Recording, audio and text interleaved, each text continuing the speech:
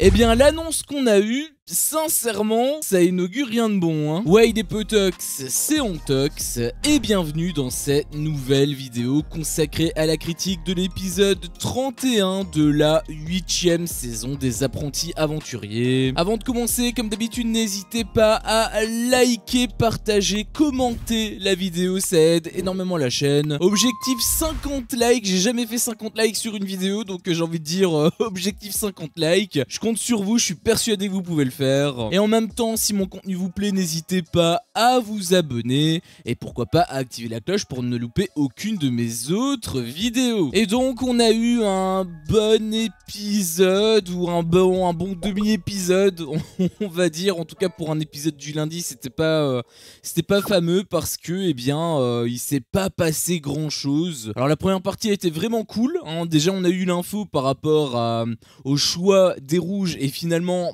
il a choisi les bleus. Alors honnêtement, en revisionnant un petit peu les images par rapport aux précédents épisodes, je me suis dit, est-ce qu'ils ont volontairement fait justement du spoil, ou en tout cas du faux spoil, parce que on t'oriente assez rapidement et vite par rapport aux roses et surtout par rapport au choix des rouges concernant donc les oranges. On t'avait pas mal donné de séquences avec justement les rouges qui doutaient. Je t'avais fait part justement de mon avis là-dessus en te disant que voilà, c'est évident qu'ils vont choisir les bleus et que toutes ces séquences là ce sont des fausses séquences. Mais il s'est passé des trucs entre temps qui fait que ça m'a fait douter, et je sais pas en fait si finalement c'était prévu quand même depuis le début et qu'en fait peut-être que tout ça soit scripté avec le délire de Rémi qui voulait sonner à la cloche, parce que finalement il l'a pas sonné à la cloche. Donc est-ce que tout ça c'était scripté juste pour nous faire croire que, ou est-ce que ça s'est vraiment produit et que du coup il avait vraiment un doute possible? En fait il y a deux possibilités. Moi je préfère me dire que voilà, j'ai été surpris par rapport aux derniers événements qui se sont produits et que en réalité tout ça s'est fait naturellement, que c'est pas du tout scripté et que donc je me suis fait avoir, et là pour le coup c'est assez kiffant parce que du coup tu as la surprise, donc c'est vachement cool. Je préfère me dire ça que plutôt me dire que voilà, ça a été scripté de A à Z, qu'en fait c'était déjà prévu depuis le début par les rouges et qu'en fait ils ont juste noyé le poisson comme je le pensais au tout début. Je préfère changer ma façon de penser parce que sinon psychologiquement je sens que ça va être compliqué pour moi. Mais bref, dans tous les cas voilà, ils ont quand même choisi les oranges qui l'ont d'ailleurs bien pris. Ça j'avoue que j'étais assez content du visage que ils avaient montré, hein, parce qu'on aurait pu se dire que voilà, ils vont faire un scandale etc, et finalement pas trop. Après bon, on sait que les oranges sont très hypocrites, donc si ça tombe ils ont un petit peu vu sur la durée, hein, ils ont peut-être vu un petit peu plus loin, et c'est peut-être pour ça qu'ils se sont pas énervés. Mais bon, en même temps JP il a complètement explosé dès que Enzo, dès qu'il a vu Enzo au tout début avec l'affrontement où il a gagné justement. Donc j'aurais tendance à dire que voilà, c'était une réaction qui était sincère.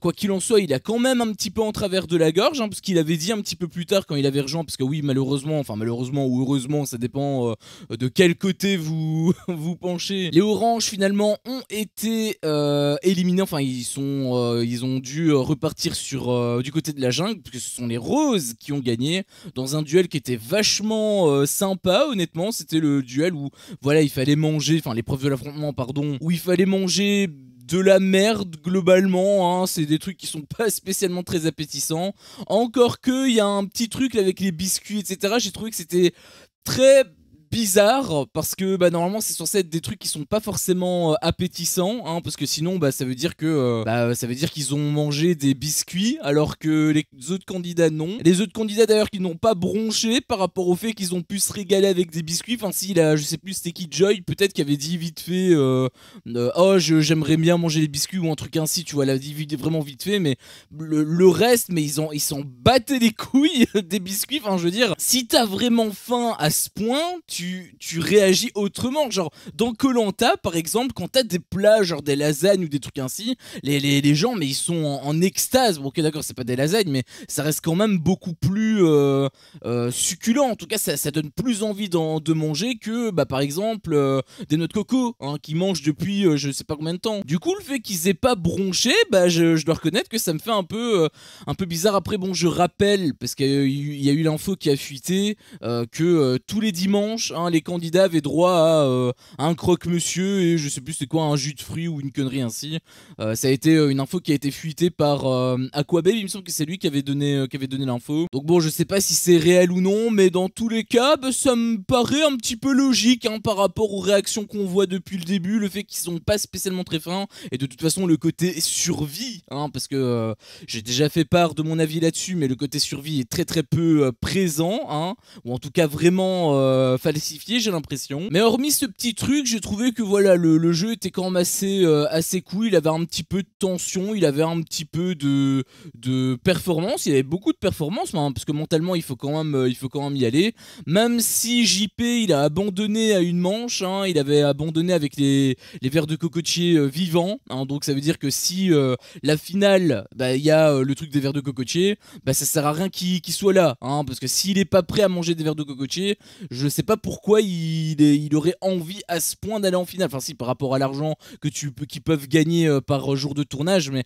par rapport à la grande compétition, il y a absolument aucun intérêt, et ça rejoint même un petit peu l'abandon du jeu précédent dans l'expédition justement, où il avait abandonné parce qu'il était trop énervé et tout, et je dois reconnaître que bah, ce genre de comportement ça me plaît pas trop, hein. J'aime bien quand les candidats, même s'ils galèrent, même s'ils perdent ou quoi ou qu'est-ce, qu'ils aillent au moins jusqu'au bout. Bah lui il a même pas été, il a même pas d'ailleurs tenté, hein. Il a juste dit oh, non moi je mange pas ça, il a dit directement, donc du coup bah, les autres d'ailleurs ils avaient mangé pour rien hein, accessoirement. Mais voilà, j'avoue que c'est le petit truc que j'aime pas trop, enfin c'est l'un des deux trucs que j'aime pas trop chez JP. Le premier truc c'est le côté hypocrite, et d'ailleurs justement pour revenir sur ce côté hypocrite, il avait un petit peu plus tard dit à ses potes hein, finalement, puisque bah, ils ont tous la même vision par rapport à Enzo étant donné que c'est leur ennemi, donc c'est totalement logique qu'ils pensent la même chose que lui hein. Il avait à un moment donné dit en interview je suis content de retrouver ces personnes là parce qu'ils sont d'accord avec moi, etc. Bah oui, bah c'était évident qu'ils allaient être d'accord avec toi, donc mais donc il avait un petit peu donné sa version, enfin il avait dit tout simplement à Kevin ce qui s'était passé sur la plage, etc., etc. Et il avait justement dit que à un moment donné, Enzo lui avait serré la main et que donc il trouvait que c'était une trahison.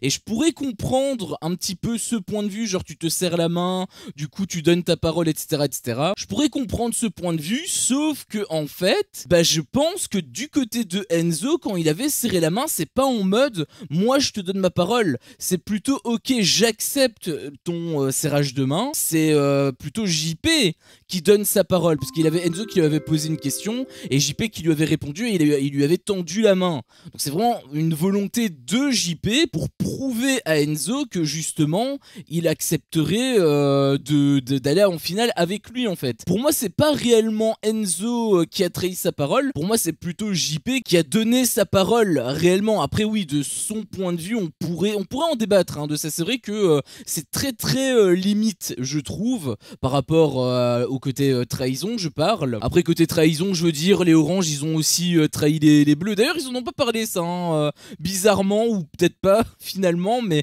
c'est vrai que voilà ils pointaient du doigt les rouges, etc., mais en fait ils ont aussi trahi les bleus hein, les oranges, donc bon à un moment donné le syndrome du miroir hein, tu connais. Et on a également eu à la toute fin une info qui était assez sympa, mais malheureusement ça fait effet bande-annonce, puisque bah on n'a rien vu hein, on n'a pas vu ces images là, puisque forcément c'est juste pour annoncer la couleur. Je trouve que c'est un petit peu dommage d'ailleurs d'avoir des annonces ainsi, autant rien dire et qu'on ait la surprise sur le moment. Mais bon, c'est pour monter un petit peu la hype, parce que je pense que les prochains épisodes vont être absolument horribles hein. Généralement quand on a des annonces comme ça, c'est pour bien t'étirer en longueur plus tard. J'espère me tromper bien sûr hein, je touche du bois pour me tromper, mais si le jeu arrive aussi rapidement, il n'y a aucune raison d'avoir une annonce comme ça en fait. Mais donc l'annonce elle était quand même assez sympa, enfin en tout cas ça promet, puisque eh bien globalement il y aurait deux jeux, ce serait les plagistes et la jungle qui joueraient l'un et l'autre hein, donc les plagistes ensemble et la jungle ensemble, et les gagnants, enfin les perdants plutôt devraient switcher hein, c'était globalement, enfin le gagnant de la jungle devrait switcher avec le perdant de la plage, et le perdant de la jungle va carrément être éliminé. Quelque part je trouve que c'est déjà un petit peu dommage que les plagistes soient impactés par rapport à ça, parce que en fait ils ont un schéma précis.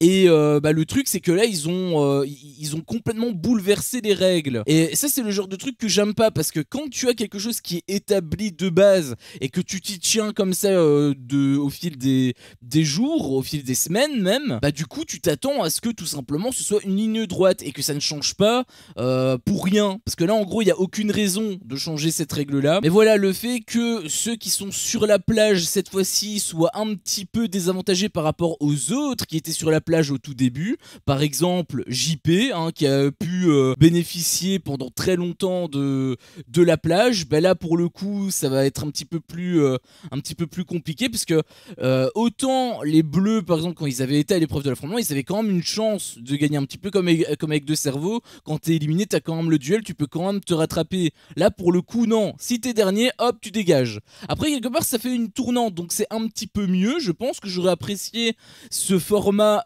mais dès le départ en fait. Mais le fait qu'ils aient déjà proposé un format et que maintenant ils chamboulent toutes les règles, j'avoue que ça me dérange un petit peu. Et le côté éliminé à la toute fin, donc celui qui est en dernier est éliminé direct, pareil ça me fait chier. Enfin là pour le coup ça redonne une certaine dynamique, donc quelque part ça peut être sympa. Mais moi ça me fait chier parce que on est niqué des jeux en fait, on est niqué des duels. Oui, puisque du coup c'est à dire qu'il y aura un duel en moins. Alors tu pourrais te dire oui mais en tox tu chipotes, en réalité c'est comme si c'était le duel.